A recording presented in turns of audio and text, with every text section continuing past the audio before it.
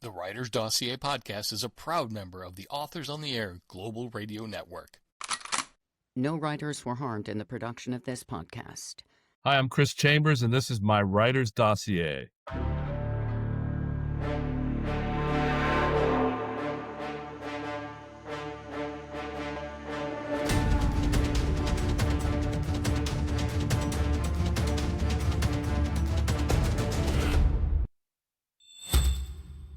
Hey, everybody. Hi, this is Jeff Circle. I'm back with another episode of the Writer's Dossier. I've got my Bouchercon t-shirt on right here. It says, just here for the alibi.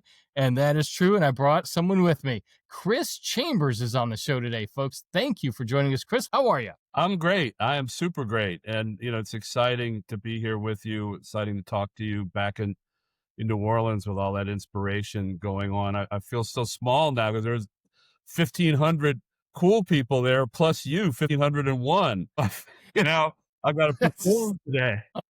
Folks out there who's listening to the podcast or watching on YouTube, no, Chris increased the coolness factor anywhere he goes by a factor of 12. And you know that because if you go to chrischambersnoir.com, go to his website, find out more about him. We're going to disclose some of that interesting stuff on the Writer's Dossier today about Chris Chambers because I have the inside scoop. The way I've got the inside scoop is I got to sit next to this guy on a panel at Bouchercon. Chris, that was a blast. Oh, it was great. Everybody always has you up your game. It's not really the moderator, it's the other authors that just really push you to level up. And you definitely did. I was sitting right next to you. Dude, I love those panels. And we were on the short story panel, which I want to talk about short stories later on because there's a lot going on in the world of short stories. What I want to talk about, and I moderated a panel, by the way. But so I landed at 2:00 and I was on the panel sitting next to you at 3, dropped my book bag down and sat down, and I wasn't supposed to be on that panel. Were you supposed to be on the panel too? Yeah, I was. I mean, short stories. I've written for, Anthony Award winners, but I mean, that's not my thing. But I think they, for some reason, I was supposed to be on the noir panel, and then at the last minute, I got moved to this. But I mean, look, they're all. Let me tell you, the dirty little secret is they're all the same, and everybody comes in just to see people spill the tea. So, I wasn't unhappy. No, either was I. And folks, all right, Chris, I'm going to ask you to talk a little bit about yourself. A lot of writers aren't so comfortable with that. And so I'm going to start and let everybody know my take on you, and you can correct me where I need corrected. But folks, Chris Chambers, holy cow, we've kind of danced around the perimeter of each other for the last couple years. And when I sat down next to him, I'm like, finally, we do this. And so you've done so much. Okay, let's just start off. Okay, you're a lawyer, and you're on the board at Bouchercon and a Private Eye group. Private Eye Writers of America. Yeah. There you go, Private Eye Writers of America. And you were general counsel for a nonprofit. I mean, how noble is that? You contributed to an anthology that won an Anthony.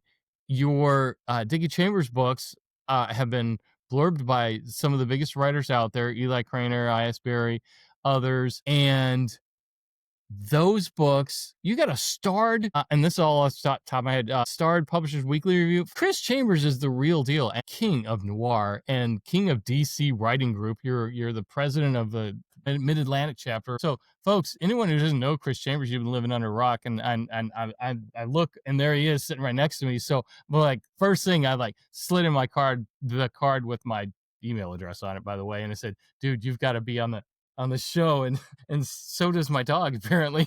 So what are you doing up here? Chris, give the official version. Tell everybody who you really are and what your deal is, because folks, you need to get to know Chris Chambers. Well, the lawyer thing, started a long time ago. That's just the day job stuff, a long time ago, as you can see the gray up here. But I published my first hardcovers at Random House back in 2001 and 2003. As a matter of fact, the first one, I think I got, it's a collector's item now. I mean, the first one came out on September 11th, 2001. There you go. Whoa. Yeah. And the sequel to that came out in 2003. The microcosm of my universe is that the first one came out on September 11th. You know what happened there? I was scheduled to go in and do a book tour at 5 World Trade at the Old Borders bookstore. The second one Wow. came out on the night that George Bush announced the Iraq invasion. So whenever I write, I get really nervous about natural disasters and wars. Oh my God. Let me know before your next book comes out. I was scared. I mean, the first Dickie Cornish book came out like right on the heels of COVID. So, I was like this. Oh my God. But I've tried to really diversify myself in terms of media. I mean, I do consult for and do some writing for scripts for Dark Horse and some other comic book people. I've contributed to the Marvel's collection. You've done the Marvel. Yeah, you've done Marvel stuff.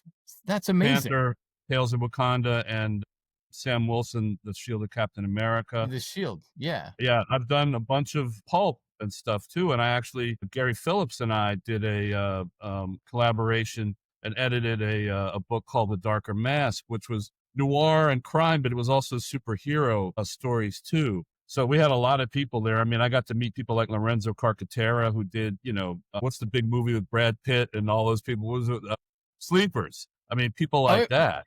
Wow. I mean, that's amazing. So I've been, I've tried to kind of keep a low profile, but I'm also proud of my work product. Yes. Well, we're gonna rip the covers right off of that and put you out on the dossier. Make you a star. Internet, make Chris rich. All right. So, Chris, tell me your definition of noir or how you approach it, because I'm thinking Inside Man with Denzel Washington, Jodie Foster, Spike Lee. I think you should write the next Inside Man script. Yeah, I don't know. Is that noir to you, or I think, what? yes, it is. How do you approach it?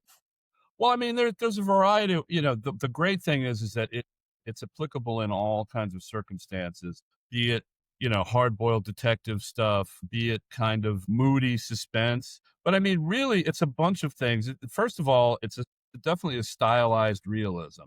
There's a realism to it that you don't have in certain genres, certainly cozies, even domestic suspense to an extent. I mean, there are elements of it you might see in Gone Girl and The Girl on the Train and that kind of stuff. But really, the first up, element is a stylized kind of realism. The second, most importantly, is just there's moral ambiguity. Can I say out the butt on this? Say whatever you want, man. No one's listening. There is a kind of, there might be a protagonist with a code, but they are not really sticking to that code that much. You have just, very little opportunity for a quote happy ending. At the best you can hope for is an equilibrium, kind of coming back to some kind of level of just workability or livability. So, those are those elements there.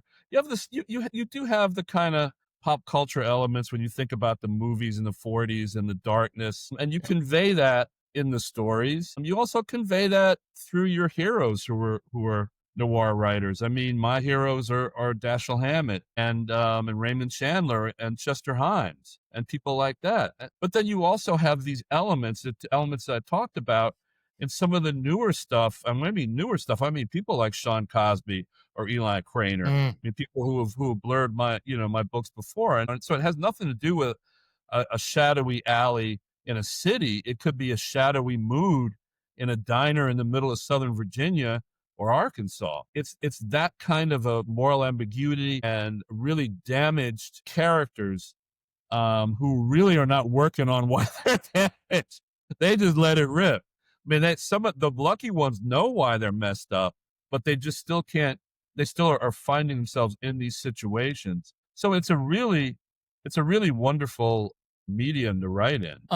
I love your description of stylized realism. When you think about those two words, I think that's wonderful. I love it. And you also did a really good job there of tying in Arkansas and Virginia back to Cosby and Craner, because that's where they're from. So, folks, this is the kind of connections that Chris Chambers is going to make in his writing. You're going to be able to see it. Let me ask you the follow-up, though. When you talked about the endings, and because, you think of, the old Bogart movies and the Howard Hawks and from, like you said, the 40s and 50s. And when that was noir, and all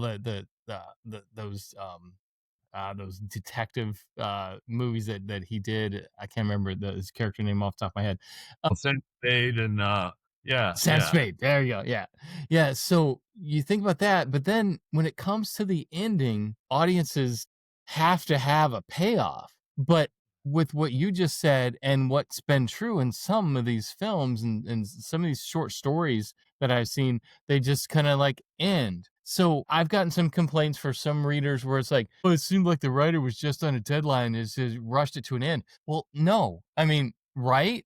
I mean, people do that on purpose. Yeah, they do it on purpose. I do it on purpose. I mean, look, you go back and forth with an agent or a publisher on this all the time, especially in this day and age, especially with my subgenre in, I wouldn't say competition, but it's in a certain kind of continuum with these other subgenres in crime fiction where you do get a payoff. In domestic suspense, the wife everybody thinks is crazy, or the girlfriend everybody thinks is crazy, is found to be not crazy, and she wins the day somehow. And or in cozies, the cat does actually solve the murder, or or in these big suspense thrillers that you see out there, the big money stuff, with Lee Child and people like that, there is a payoff.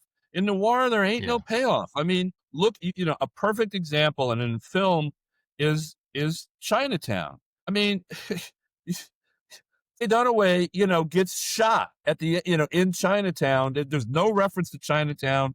They're talking about it, over and over and over again, how messed up it is and how it's a state of mind when you're finally in Chinatown and you think there's going to be a payoff, and she's got her incestuous father there and the daughter, who's a product of incest. And what happens? A cop shoots her, and that's the end of the movie.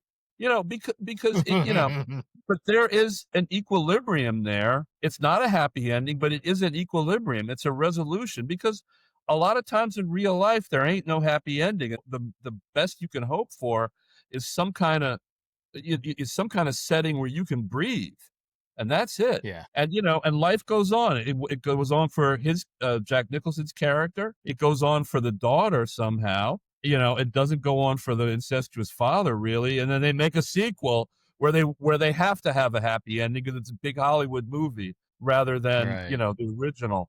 So no, there is no happy ending. And there is a tension there in the subgenres where I have, an agent and publisher saying, can you tweak it a little bit? Can you do? It's like, no, it don't work that way. And again, it goes back to that, what you said, stylized realism. I love it. So, hey, let's talk a little bit about short stories, because you've written some short stories. We talked about short stories on the panel. And really, this whole question is just one setup so I can talk to people about my short story anthology that I edited called Myopic Duplicity. I'm holding it up right here. Yeah. But it is relevant to you because you've done some short stories, and he had some really good things to say on the panel. Let's go to how you think short story anthologies have a chance of moving forward and becoming more popular. And we can stick to, you can go to any genre you want, but you've written some short stories that people should read, and they've been included in some really cool award-winning anthologies. So let's talk about those and where you see that going. Are you going to continue to do short stories, and maybe some advice for someone out there who's listening or watching on how to write a short story? Because we talked about that on the panel. First off, I don't, for some reason in our genre, which is one of the original genres of American literature, for some reason, the short story anthology, not the short story itself, but the short story anthology has never really taken off like it's had in sci-fi and horror and romance. And I don't know why that is. Maybe it's because we've had so much success. You're talking about the novelists out there who have basically blown things open for like 25, 30 years until now. And they have their stuff made into movies. And maybe there's some kind of thing where it doesn't reach back to that, because you have the same kinds of stuff in sci-fi and romance and horror, but maybe because there's so many of us out here doing it, and we're writing good stories and we're doing well, everything is tilted towards the novel. Whereas in sci-fi, horror, romance, you have a situation where things do tend towards the smaller things, and you don't have this Avengers level of people, like Right. Eli and Sean and all these other people, and Dennis Lehane and Lisa Scott. I mean, you don't have that depth of a bench in sci-fi and all that. So I think that people are more programmed towards the short stories, and then the other thing is, and I know this sounds weird, it's in our genre. I think it's tougher, and people are probably going to come and pitchfork this this podcast. I think it's tougher to come up with a crime fiction short story than it is to come up with a romance, sci-fi, or horror short story, because again, we're not as set up for it these days as maybe we used to be, maybe 30, 40, 50, 100 years ago. A lot of the people who are pioneers in our field, and I'm going all the way back to Edgar Allan Poe, they were not writing novel length stuff. So, Right. maybe we're a victim of our own success. We just went too big. I mean, we're like, we should have stayed little mammals and not dinosaurs, and that's not a good thing.